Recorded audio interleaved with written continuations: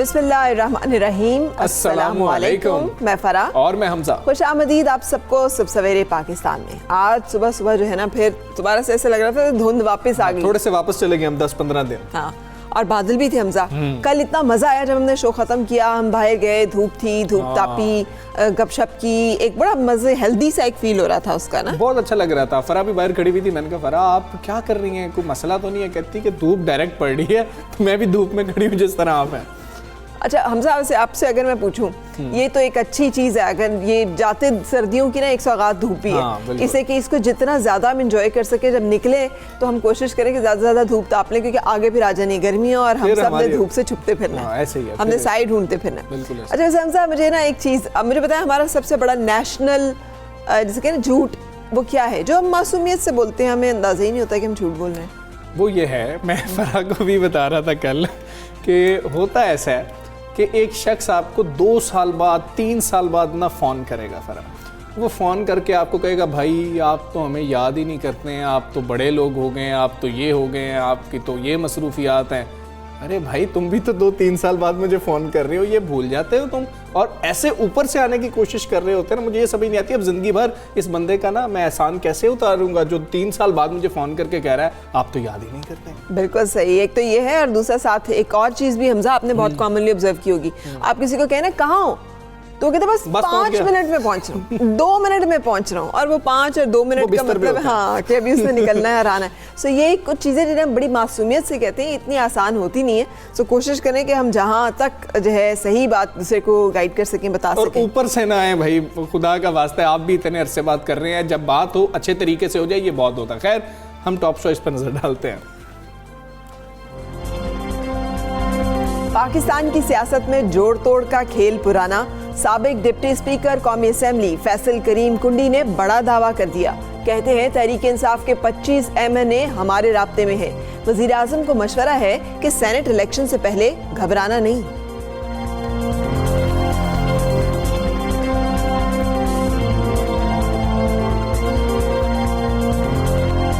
कितनी हुकूमतें आईं और कितनी गईं, शहर कायद के हालात ना बदले, चेहरे बदल गए। इल्जाम तराशी का वही पुराना खेल आज भी जारी है। गैर फाल बल्दियाती इदारे, सिंध सरकार की इंतजामी नाकामियों का सबूत, कराची का इंतजामी और सियासी खला कब पुर होगा?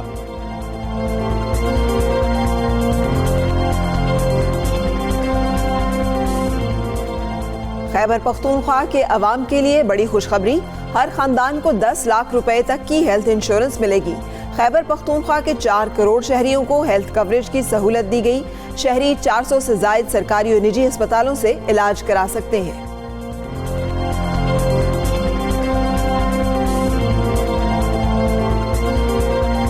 सोशल मीडिया पर अवाम ने शोर मचाया तो बुज़दार सरकार को भी होश आया। लाहौर के गुलशन इकबाल पार्क में अल्लामा इकबाल के मुजस्समे को हटा दिया गया। शायर मशरिक के मुजस्समे के नाम पर मजाक देखकर लोग तड़प उठे थे। सोशल मीडिया सारिफीन का कहना है इस मुजस्समे को देखकर तो इकबाल की रूह भी कांप गई होगी।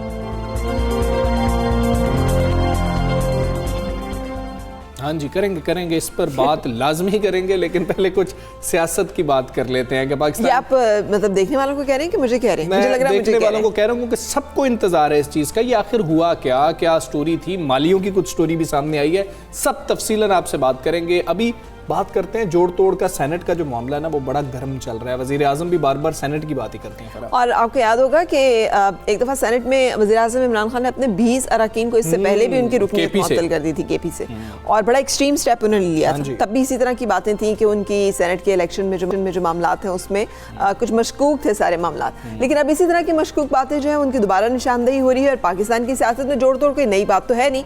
बरसरे इक़्तिदार पार्टियां अपनी ताकत को बढ़ाने के लिए अपोजिशन के मुंतखब नुमाइंदों को अपने साथ मिलाने का रिवायती खेल तो हमेशा से खेलती चली आई है, लेकिन अब गंगा उल्टी बहने लगी हाँ है, जी। क्योंकि अब जो है पाकिस्तान पीपल्स पार्टी के रहनुमा और साबिक डिप्टी स्पीकर कौमी असेंबली फैसल करीम कुंडी ने ये बड़ा दावा किया है और कहते हैं कि तहरीक इंसाफ के 25 MNA हाँ हमारे जी। राब्ते में।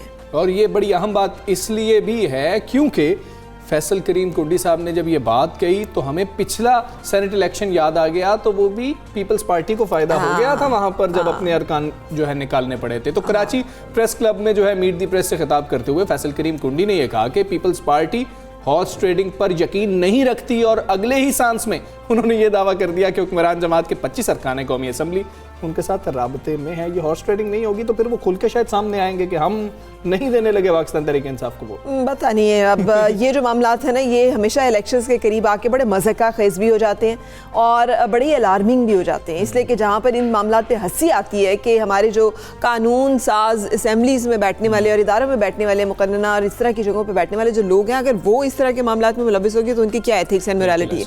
लेकिन उसके साथ अफसोस भी इसी बात पर होता है कि यार ये तमाम मामलात जो हैं ये हमें किस तरफ लेके जाएंगे।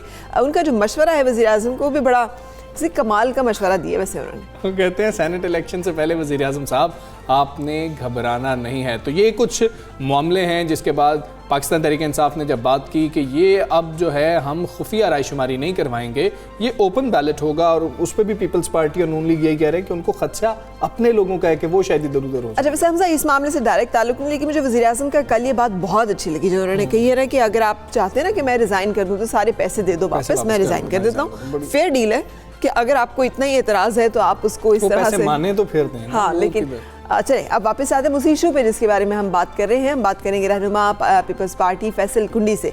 अस्सलाम वालेकुम Faisal Karim Kundi sahab, thank you for joining अस।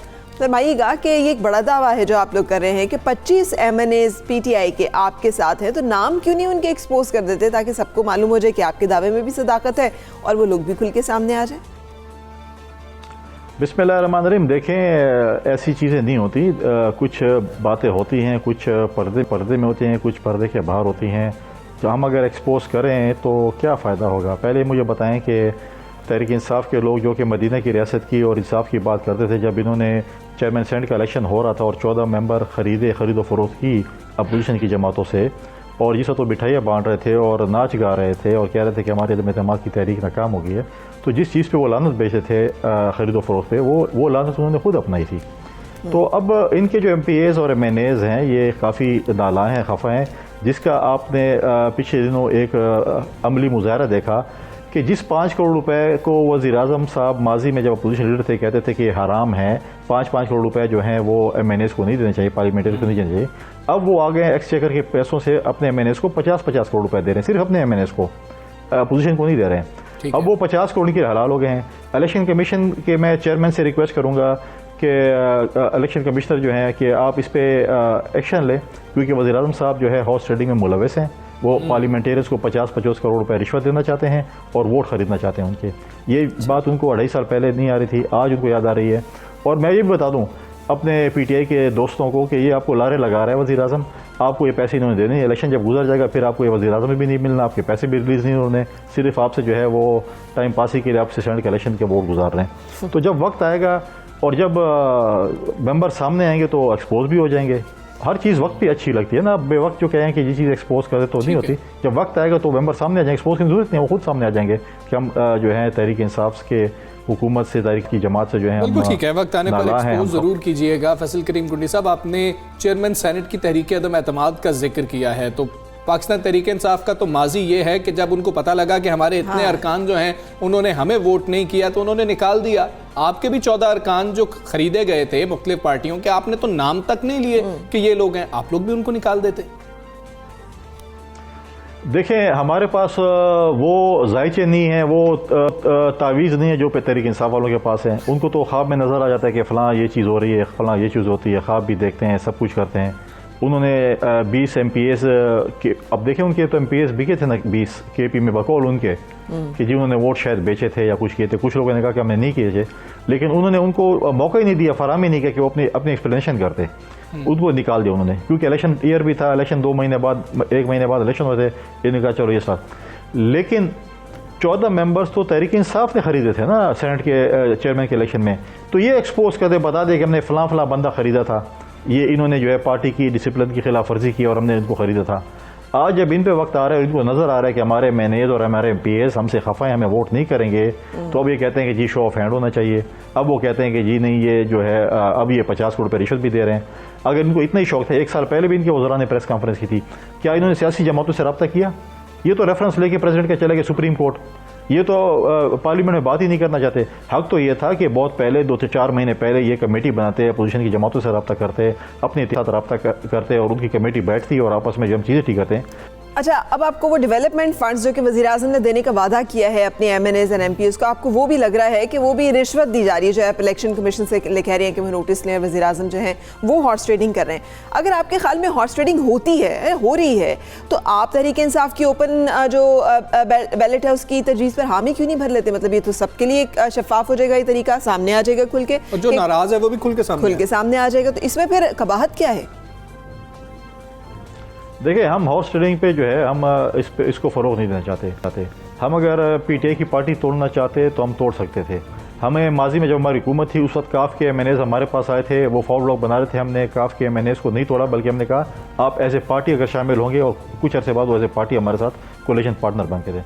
हम आज भी नहीं होते, लेकिन वज़ीर-ए-आज़म साहब बार बार बड़े बड़े दावे करते हैं अपोजिशन के ख़िलाफ़, बहुत मतलब है कि बयान देते हैं, समझते हैं कि वो पता नहीं क्या हैं।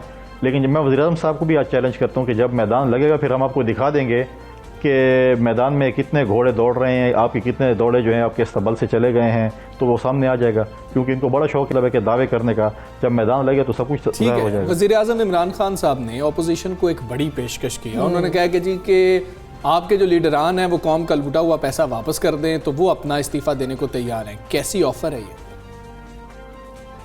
देखें, वज़ीर-ए-आज़म साहब को बोले कम से कम झूठ बोलना छोड़ दें, ठीक है। आप मुझे बताएं कि किसके ऊपर आज तक साबित हुआ है कि उन्होंने पैसे वजह से लेके। इनके एक बड़े चहेते वज़ीर हैं जो कह रहे थे कि जब हुकूमत आएगी तो अगले दिन मैं मुंह पे मारूंगा, वज़ीर-ए-आज़म साहब जो हमारे बनेंगे तो IMF के मुंह पे इतने पैसे मारेंगे, फलाने के मुंह पे इतने पैसे मारेंगे। भाई वो पैसे किधर गए? तो वो मिनिस्ट्री नज़र नहीं आता। उसको बोले कम से कम आप जाके वज़ीर-ए-आज़म साहब के कभी हल्के के रोड देखें, आप कभी मियावाली के रोड पे चले जाएं, उस रोड का हाल तो देख लें कि वज़ीर-ए-आज़म के हल्के रोड की क्या पोजीशन है। ये तो इनका हाल है। और जहाँ तक वज़ीर साहब कहते हैं आप साबित करें कि फ़लाँ ने जो है करप्शन की है, साबित हो जाए, बिल्कुल आप कहें कि ये वापस लेके आए। लेकिन जिस तरह आप चौधरियों के साथ थे, चौधरी साहबान जब पॉलिटिक्स कर रहे थे, जब आपकी अपोजिशन में थे, तो आप सबसे बड़ा डाकू उनको कहते थे, सबसे बड़ा चोर उनको कहते थे। आज बकौल आपके, हम नहीं कहते, आप कहते हैं कि नैब बहुत आज़ाद इदारा है, तो नैब ने तो उनकी इंक्वायरी बंद कर दी है, उनकी फाइलें बंद कर दी हैं। इसका मतलब है कि चौधरी जो है वो चोर और डाकू नहीं थे। तो आज इखलाकी जुर्रत का मुजाहरा करे और बोले कि मैंने जो चीज़ बोली थी वो मैं गलत था, मैं झूठा था, मैंने गलत इल्ज़ामात लगाए थे, तोहमत लगाई थी, और मैं आज माफ़ी मांगता हूँ चौधरी साहबान से कि आप ठीक थे और मैं गलत था। क्योंकि आप देखें ना कि उनके केसेस बंद हो गए हैं। उनके पास कितने मेंबर हैं पंजाब में, उनको एक सेनेट की सीट भी मिल गई है। और मैं अब ये भी बताता हूँ कि इंशाल्लाह बहुत जल्दी जो है मुझे से लेकर वजारत भी देंगे, क्योंकि ये कहते हैं कि मैं नारो नहीं दूंगा, बल्कि जो चार्ज ये काम कहते हैं वही काम ये उल्टा करते हैं। जब ये कह रहे हैं मैं नारो नहीं दूंगा, तो आप देखें बहुत जल्द आप काफ का देखेंगे वफाकी वज़ीर हल्फ लेगा। और मुझे उम्मीद है कि यंग लड़का है मुने सिलाई, यंग लोगों को आगे आना चाहिए। मेरी उनके साथ दुआएं कि बिल्कुल खुदा उनको वफाकी वज़ीर बनाए और अपने इलाके की और अवाम की खिदमत करे। और बहुत जल्द देखेंगे कि जिस मुने सिलाई को ये कहते थे कि मैं वज़ीर नहीं लूँगा, उसको लेंगे भी सही। जिस बंदे को चपड़ासी नहीं रखते थे, उनको उन्होंने वफाकी वज़ीर दाखिला रख ली है। जिन लोगों को ये करप्ट और चोर और डाकू कहते उनको वो डिफेंड कर रहे हैं। तो ये तो तब्दीली आ गई आप इस मुल्क में। ठीक है, फैसल करीम साहब ये भी बता दीजिएगा कि PDM के बारे में पाकिस्तान पीपल्स पार्टी की अब क्या सोच और अप्रोच है, इसलिए कि ब्रॉडशीट के मामले पर भी PMLN कुछ अकेली सी दिखाई देती है। क्या इस कमीशन के क़याम से आप खुश नहीं हैं? क्योंकि जो कमीशन बनाया गया है, ख़ासतौर पर ब्रॉडशीट के कमीशन की मैं बात कर रही हूँ, इसके TOR से सिर्फ ब्रॉडशीट मामले की तह तक पहुँचना है, इसमें तो अपोजिशन की आर्म ट्विस्टिंग का कोई पहलू नहीं है। पाकिस्तान पीपल्स पार्टी का इस पर क्या पॉइंट ऑफ व्यू है? देखिए, आप कैसी बात करते हैं। आप ब्रॉडशीट, आपने एक इमारत की बुनियादी ऐसे रख दी है। आपने ब्रॉडशीट पे जिस शख्स को आपने जो है उसका हेड बनाया है, उसका आप माजी का किरदार थे, वो क्या कुछ था। अगर आप बिल्ले को दही की रखवाली के रख देंगे तो उसका क्या नतीजा निकलेगा, आप मुझे बता देंगे। आप वापस आएंगे तो दही तो नहीं होगी या दूध तो नहीं होगा। तो आप मुझे बताएं कि अब ये ब्रॉडशीट जो है वो बेसिकली चार्जशीट है नैब के ख़िलाफ़।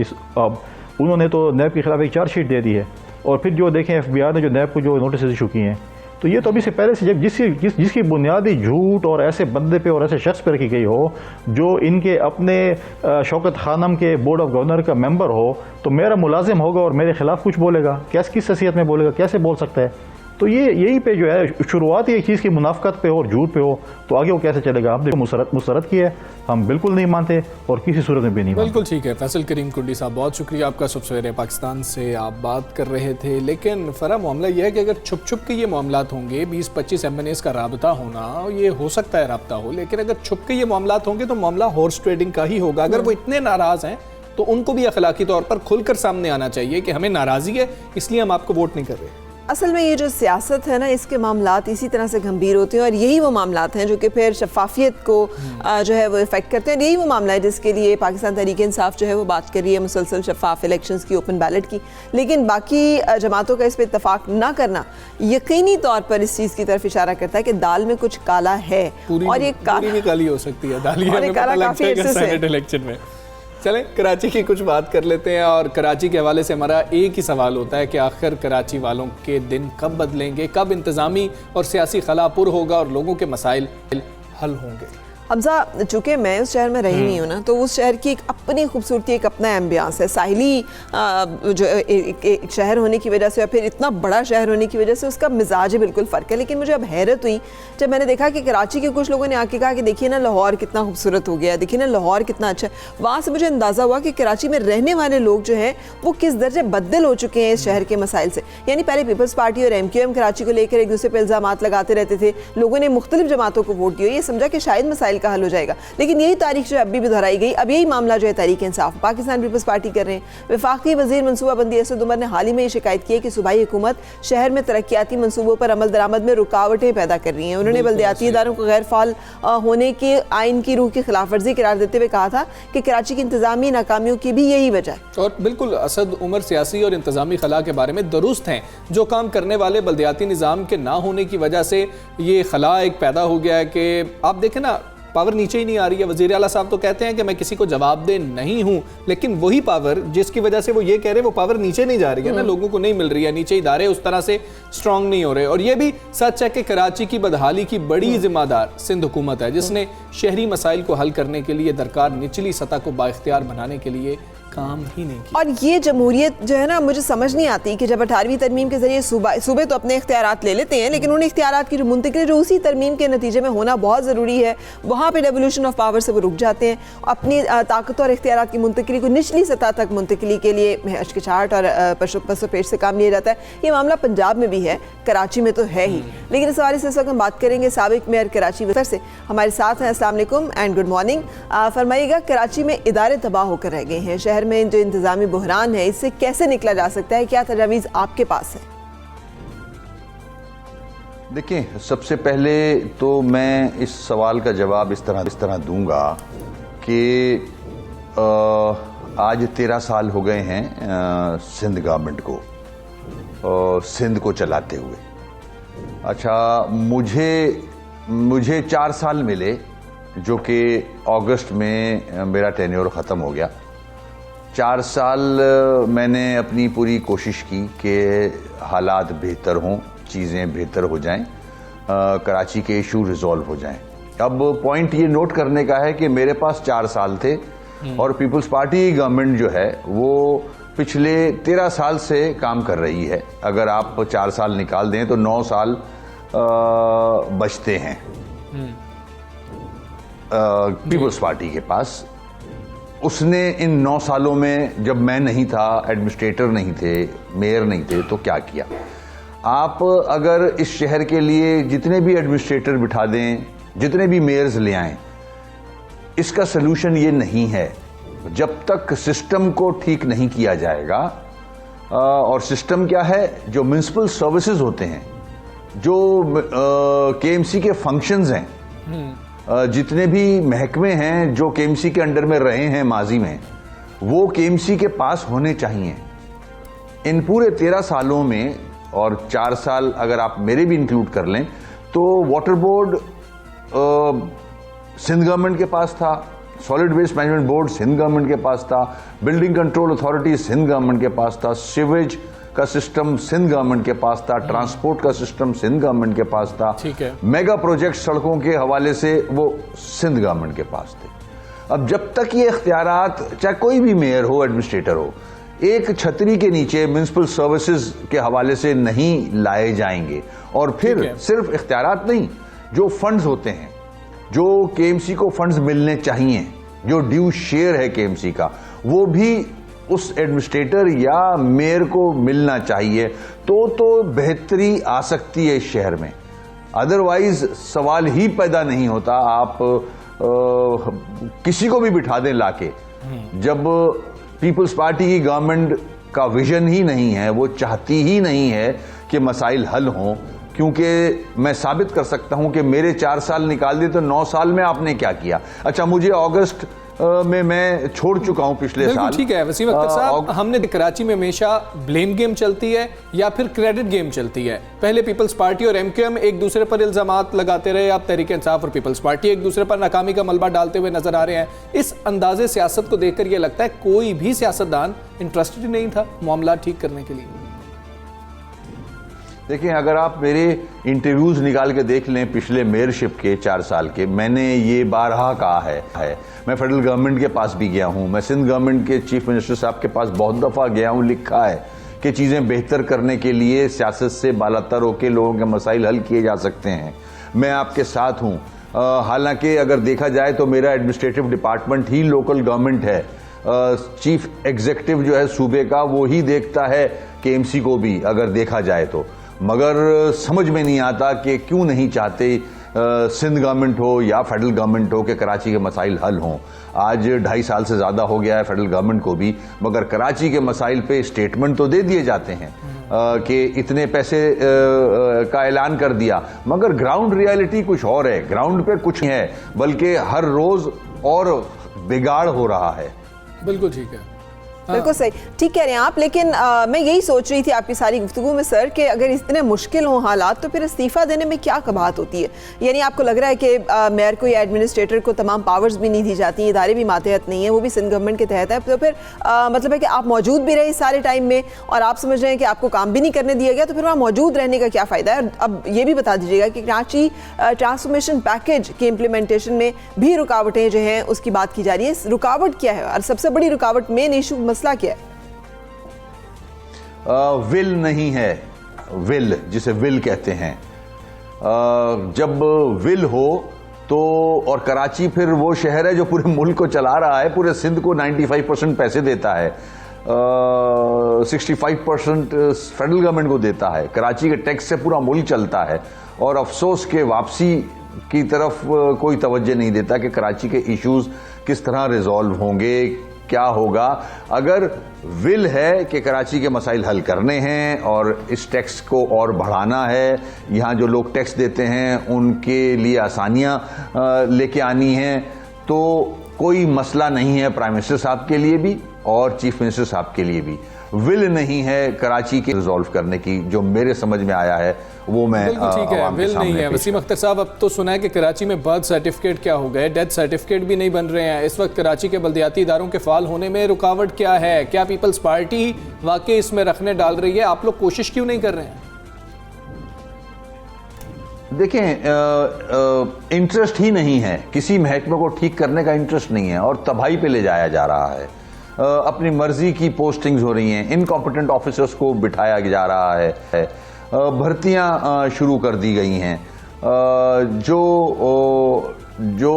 डिपार्टमेंट्स बेहतर करने चाहिए थे उनको और बिगाड़ा जा रहा है, जाली डोमिसाइल हैं, नौकरियां बेची जा रही हैं, 1200 अरब हर साल एनएफसी अवार्ड और कराची का टैक्स जमा होता है।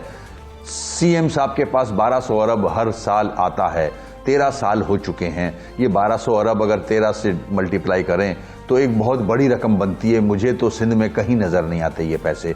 किस तरह से आवाम को रिलीफ दिया जाएगा? इंटरेस्ट नहीं है। इंटरेस्ट की वजह यह है कि शहरी इलाके पीपल्स पार्टी के वोट डालते नहीं हैं। अब किसी भी साहिब इक़्तिदार को देखना होगा, कराची का पुरसाने हाल कोई नहीं है।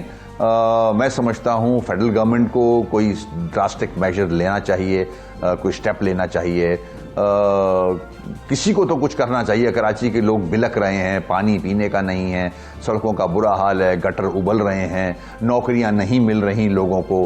क्राइम बढ़ता जा रहा है, ड्रग्स आम हो गई हैं, कराची तबाही के धाने पे खड़ा है। बिल्कुल ठीक तो इन मसाइल का हल क्या है सर? और आपको इन मसाइल का हल जो है वो दिखाई देता है? ट्रांसपोर्ट, पानी, तजावजात का खात्मा, ये गटर उबलना, ये तमाम मसाइल जो है मुस्तकबिल करीब में हल होंगे? आप कह रहे हैं कि NFC अवार्ड के तहत इतने पैसे मिलते हैं और वज़ीर आला सिंध हमेशा इस बात का शिकवा करते दिखाई देते हैं कि पैसे नहीं मिलते। वफाक जो है तो हमारा सूबे का फंड जो है रिलीज़ ही नहीं करता, हमें देता ही नहीं।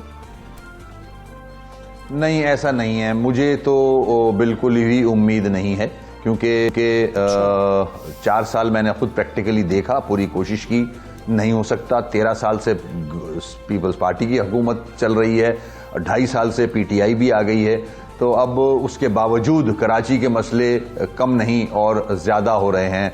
मैं नहीं समझता जब तक 140A आर्टिकल को इम्प्लीमेंट नहीं किया जाएगा इन लेटर एंड स्पिरिट, जब तक कराची के इलेक्टेड लोगों को अथॉरिटी नहीं दी जाएगी अलॉन्ग विद द फंड्स, जब तक ये मसाइल हल रखते सारे महकमे जब तक एक छतरी के नीचे नहीं आएंगे ये मामला हल ठीक है। आपको कोई उम्मीद नज़र नहीं आ रही है? साबिक मेयर कराची वसीम अख्तर साहब सुबह सवेरे पाकिस्तान से बात कर रहे थे, बहुत शुक्रिया। और उनको कितने चांसेस लग रहे हैं कि मसाइल हल होंगे, वो तो उनकी ज़ुबानी हमने सुनी। अवाम के मसाइल बढ़ते चले जा रहे हैं और दूसरी तरफ देखा जाए तो सियासी लीडरान के असासे जो हैं वो भी उसी तरह से बढ़ते चले जाते हैं। सो इसमें दिखाई ये देता है कि अवाम के मसाइल हल करने की तरफ वाकई कोई तवज्जो और कोई दिलचस्पी जो है वो मौजूद नहीं है। दुआ है कि मामला जल्द अज जल्द हल हो। एक ब्रेक के लिए होता है फरा, कराची की जब बात होती है ना तो दुख होता है कि इस तरह की चीज़ें सामने आती हैं और फिर आखिर में हमें हल भी कुछ नहीं मिल रहा। बिल्कुल सही। सो टाइम फॉर ब्रेक के बाद हम मुंतज़र हैं आपके।